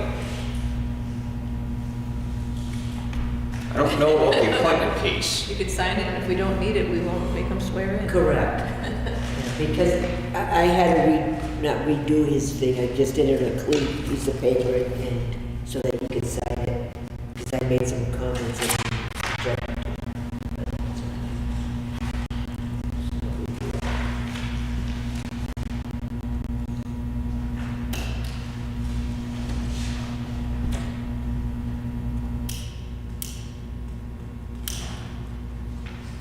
You misused the sign here, Steve. That's 2 demerits on that. Oh, boy. Yeah, don't lose sleep on it, please. There's one that says sign here, and it's just initials, but that's the library thing. All right, so I'm not signing the affinity lighting No, agreement. for a fit, I feel We bad have for to go Finn. back before the town next year on that. Wheels so slow, it's like. All right, so what is this one? Current use. Oh, those are the same, they came back from the registry. They've already been paid, but the registry wouldn't accept them because they were, zero, they're copies. So she sent them back, and the form has instructions on the other side, so now they won't take them because they're two-sided, so. Get out. We're signing them again. Yeah.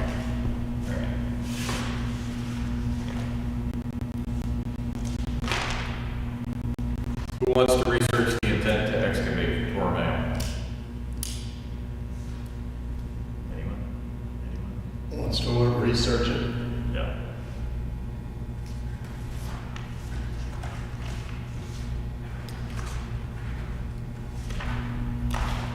Smallpox, has he done his bond? He has.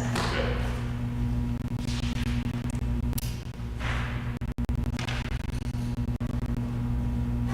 I'd like to get in his books and see how much stone he sold last year compared to what his excavation. More than we permit is know. for. So did he post the full amount of the bond that we Parts. Oh, Cindy told me the amount. He's got And it. the only thing that's left is to video the road before they start hauling in and out again. Yes, absolutely. He's got quite a bit of money in the bond. He's also got escrow for engineering.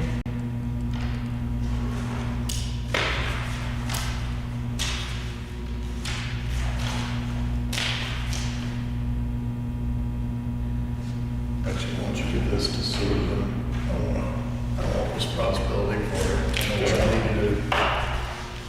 Well, I'm just saying, if you had a different way of doing it previously, it'd probably be good to know why that changed. The procedure. So I thought they all had to go to the planning board.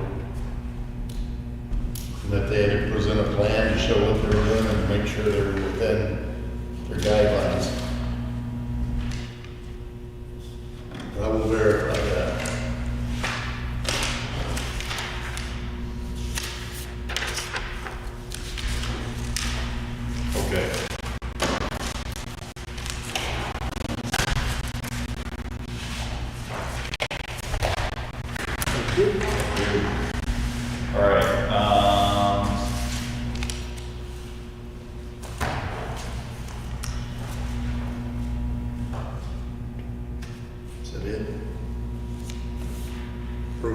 minutes.